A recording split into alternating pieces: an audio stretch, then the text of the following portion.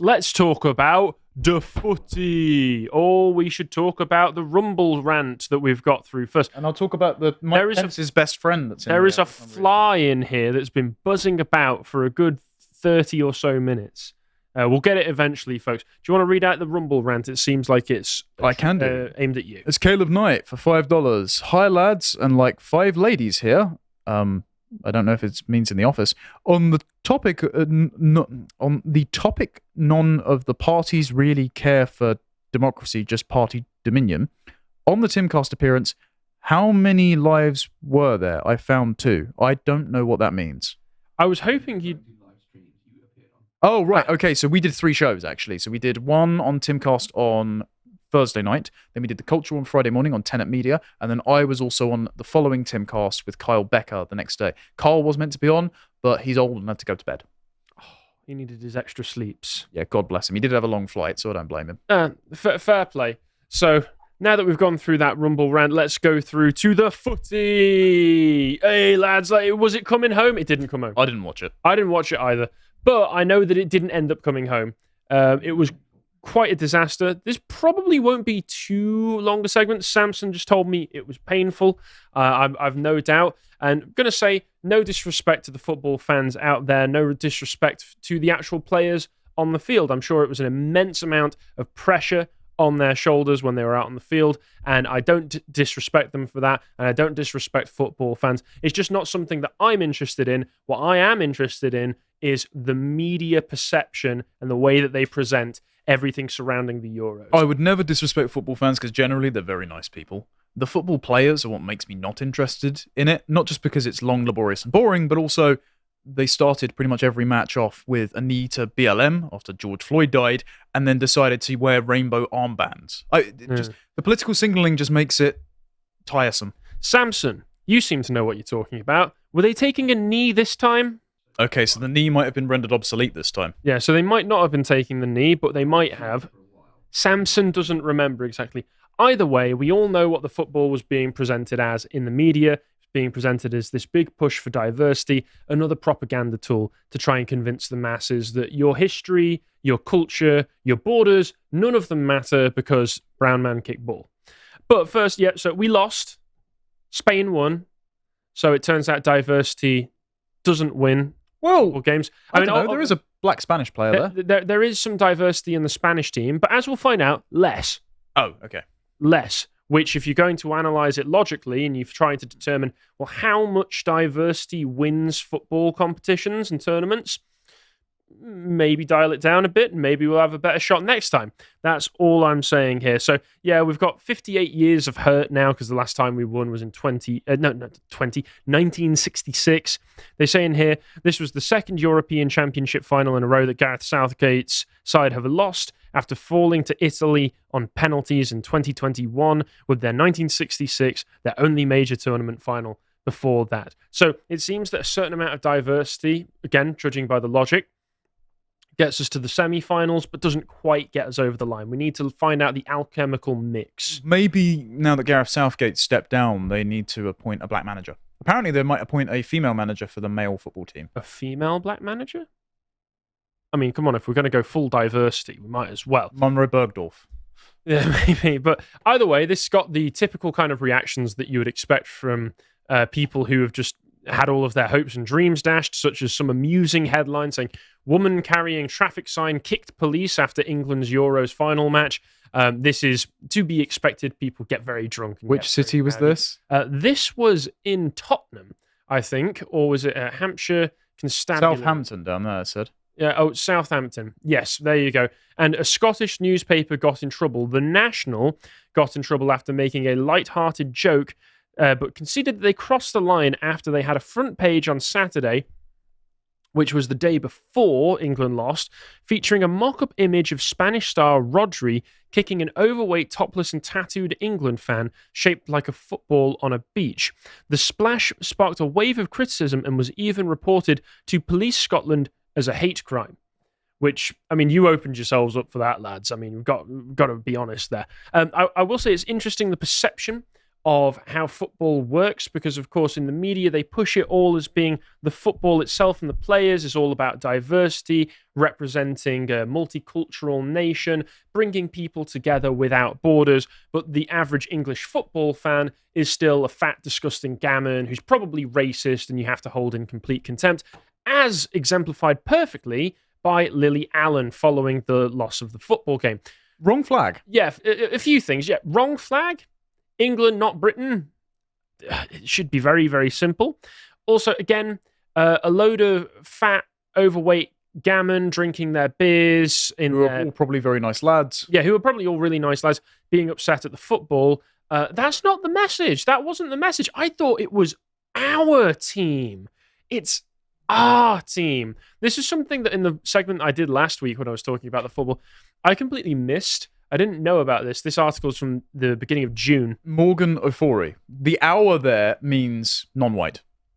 Yeah, exactly. The writer is non-white. The people in the thumbnail image are non-white. The composition of the team is...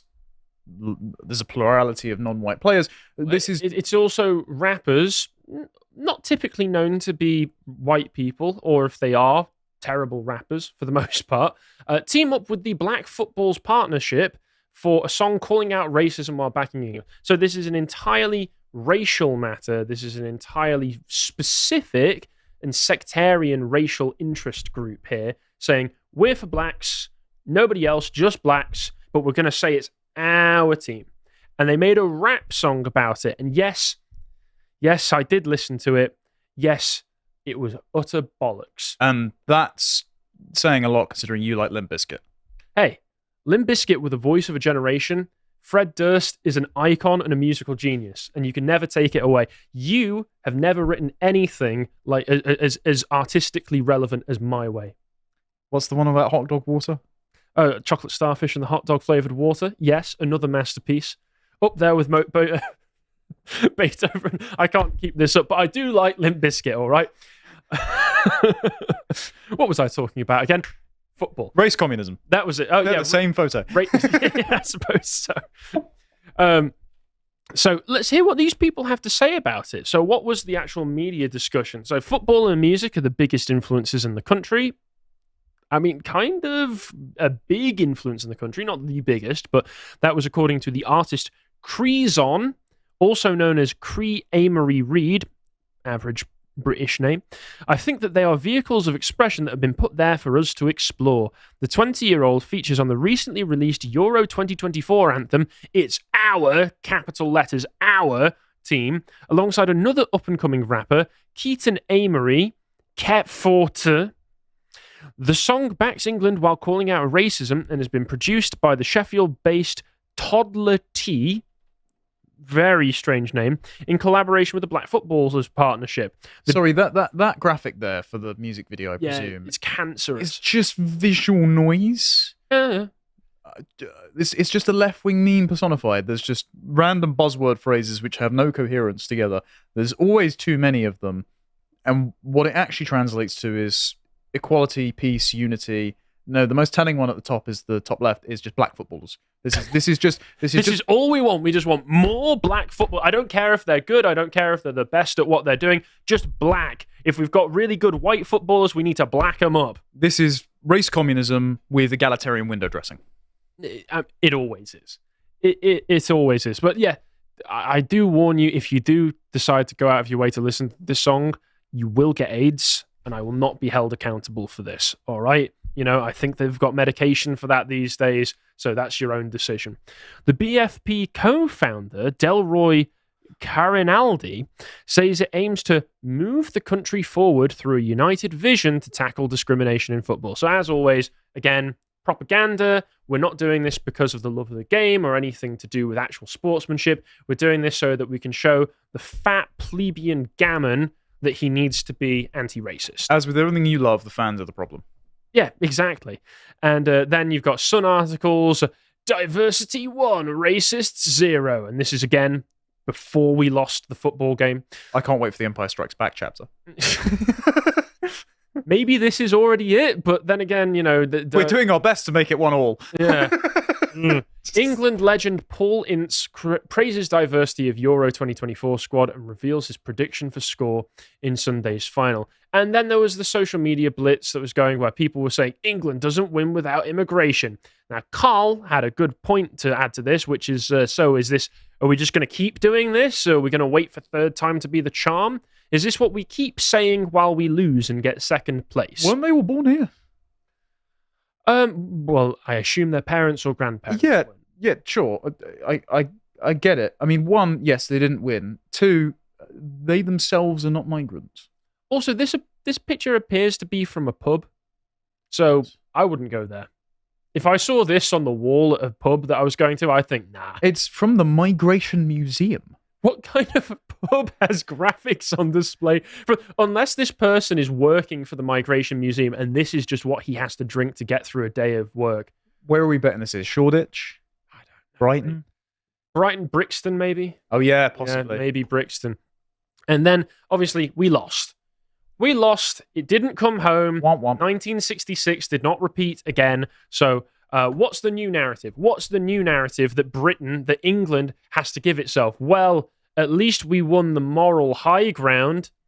Gareth Southgate's inclusive, caring England team is a victory greater than any on the pitch. No, it's not. If you're playing football, what's the point of playing the game of football if it's not to win the game of football? If it's just to show that you've got black people, what you do is you get them on the pitch and you stand them in a line and you go, look at all of our black people. And then the crowd stands up, round of applause, and then they all bugger off and go home. No, you play the football to win. I'm not even a football fan and I know this. I mean, good God. Reminder, the last time we won in 1966 was with an all-white team. I mean, yeah, but... So just, there you go. What's it all for if it's just to show that, yeah, we've got people with different skin colour? You can get the full colour swab out and arrange them in a line going from lightest to darkest and go, aren't we so impressive? And everyone goes, yep, and goes home. It's just another beam in the architecture of the cathedral, Harry. It's... Okay. Samson has apparently told us the last time they took the knee was in a World Cup match in 2022 against Iran. Right. So what are we doing now? Because I heard it was take a knee for racism, then stand up for racism, and kick it out for racism. I assume it's going to be do the hokey cokey for racism next. I mean, do a two-step for racism? I don't know. Cha-cha slide for racism. Maybe then they'd win me over, actually. But of course, Spain won. And what does the narrative have to be for them? Well, they won because they're diverse. Well, the Spanish aren't white. I agree. I mean, further south you go, you know. But Sorry, Stelios. Slightly less diverse than the English team. I think we had 3 or 4 diverse members. If you count qualifying diverse as non-European, which I mean these sorts of people always seem to, then they only had 2 diverse members. So it turns out, actually, again, qualifying the logic, less diversity equals more trophies. Or maybe there's just a perfect balanced mix. So in this article, they say 38-year-old, they've got a team of extremes, 38-year-old Jesus Navas. I'm not going to pronounce the names with an accent. You wait for a Mancunian to try and speak Spanish. To 17-year-old Uno Biro, por favor, love. To 17-year-old Lamine Yamal.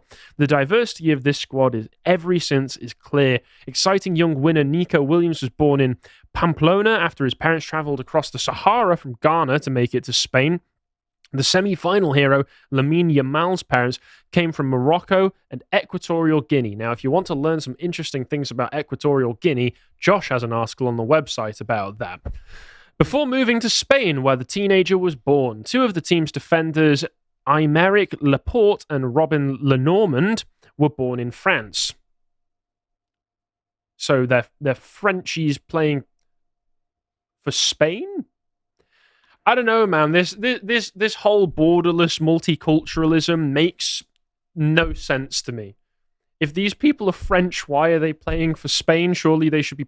I'm not going to question. Also, now other European. So Europe is one big superstate continent per the European Union, but also now other European countries migrating to other European countries counts for diversity. So does that mean we can fill all our immigrant quota from the Irish? Maybe. Again, maybe we need the most diverse team of all Irish players the next time we play the Euros. Therefore, we'll be 100% diverse because, as we all know, the Irish aren't white. Sorry, Connor. Fair point. My card is in the post. And again, one of the more telling ones about how it was supposed to be viewed by people was from NPR, saying about how soccer's diversity unites a divided Europe, sort of. And this is... You can't have sort of unity, because that still means division. Anything that isn't fully united is still divided. Listen, accept the anti-racism, accept the gay race communism. Don't ask questions, all right? So they talk about the propaganda purposes of it.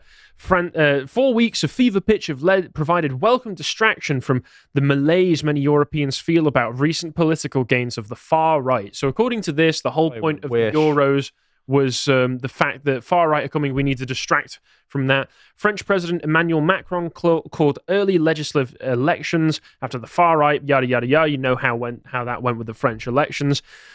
This inspired the captain of France's football team, Kylian Mbappe, classic French name, I think that goes back to at least Louis XIV, turned to politics in a June 16 news conference and appealed to young fans to vote against Marine Le Pen's far-right party. We see the extremes are knocking on the front door of power. I want to be proud to represent France. I don't want to represent a country that doesn't correspond to my values or our values. What about its history? What about its heritage? What about its culture? No, it's just your values, which is more black because I'm black. Well, France will cease to be France when the house guests outnumber the host population, because the entire reason the house guests came to the home in the first place is because how the homeowners kept it. So you're not actually representing anything if your values and your people, I mean, you clearly conceive of yourself as not French because you conceive of yourself as having a migrant background and therefore not properly integrated. If you outnumber the French culture and the French native host population, it ceases to be France. So who are you playing football for? I don't know. If the Robinson family household was entirely replaced by the Mbappes and the Robinsons didn't exist there anymore, you could still call it the Robinson household, right? That's how that works. It helps if you scale these things down a bit so you can really divine out the logic of what's being said here. I think that's how it works. But Mbappe said the results were catastrophic after the first round of French voting. And then he urged his French fans to go out and vote in the runoff. We can't leave our country in the hands of these people, he said on July 4th. They might stop all the race riots. So these people are just interested political actors. They act as mouthpieces for the regime. They are propaganda talking heads, as far as I'm concerned. Goes on. In Germany, meanwhile, the far-right Alternative for Germany party rejected its national team as being too ethnically diverse. In the European parliamentary elections, the AfD came second. Nationally in first in Eastern Germany, bring it up East Germany. Bjorn Hock, who sits on the extreme right edge of the AfD, said he could no longer identify with the German team because it oozes rainbow ideology from every pore. Where's the lie? His dog whistle comments, I mean, it doesn't sound like a dog whistle, does it? He's just outright saying, I don't support this. It represents values that I hate. I don't like gay race communism. Oh, what do you actually mean? Yeah, we see through your veiled lies. Come on. His comments echoed the findings of a recent survey commissioned by public broadcaster WDR that suggested 21% of Germans would prefer more white players on the national team. Now, I think what you should actually do in that is replace the term white, which is the broader racial category, with German. Because surely the team representing Germany should be full of Germans, the same way as our mock prediction of the entirely Irish England team would also be ridiculous. I mean, or the Japanese team that is full of the Japanese already. They're behind the times. Behind the times. Terrible. Lacking enrichment. We're here at the championship to play for everyone in the country, said German manager Julian Nagelsmann. Anyone at the top of their game can be a national player and give their all for our country, including anybody who isn't German. Including all those Turkish nationalists living in Berlin. So I assume that maybe Israelis can come over and play for the German team. Would that be sensible? I'm almost done, Samson. Don't worry. In a bid to promote diversity, his players sported a pink and purple uniform during the tournament, and the colours were chosen as a play on the word bunt, meaning colourful and often used in German to describe a society that is multicultural and LGBT gay. It has become the team's fastest selling away uniform, presumably so that people, if they run out of toilet paper. But, so it's not just our country, it's every country across Europe wants football to be a purely propaganda, a pure arm of propaganda to say, here's multiculturalism, here's diversity, here's everything shoved down your throats. And a lot of the fans don't appreciate it. A lot of the fans don't want it, but they're going to keep pushing it anyway. And football transmits this stuff into your brain, and people still hoot and cheer for it, even if they boo when they decide to take the knee. So that's my perception of it. But of course, if you enjoy the football, no disrespect to you. We got any video comments today? Yes, but I was just asking if we do. Okay, right, thank you. Okay, on to the Rumble rants. The Last Russian, for $1. Need a female, gay, black, trans, disabled, and blind team manager. Harry, you're not thinking diverse enough. Mine was 10 social credit tokens. I won't be able to take public transport now. I've lost enough of those. Yes, and he also says the political situation in France is one of the reasons for Kylian Mbappe's poor form at Euro 2024, reports at Larry Parisienne with a link. Ah, yes, the pesky far right. We only lost because of racism. It's the ghost of Jordan Bardella just pushing that football 1 inch out of reach. And then $5 for Misery Averse. Did you hear JD Vance called UK an Islamist superpower? Yes, yeah. I was in the room. I was one of 5 Brits in the room actually watching the now Vice President's speech. Seems like a nice chap. I'll be talking about it on my show later, as well as all the other stuff from Nat. I hope you appreciated that segment from the podcast to the Lotus Eaters. And if you want to see what else we're up to, you can follow Connor's series, Tomlinson Talks, where he has a deep dive on Westminster politics. Here he's talking about Labour's plan to abolish Britain. If you want to see all of the other things that we're putting out, you can follow us on Twitter, and we always post links to all of the work going out. Thank you for watching, and goodbye.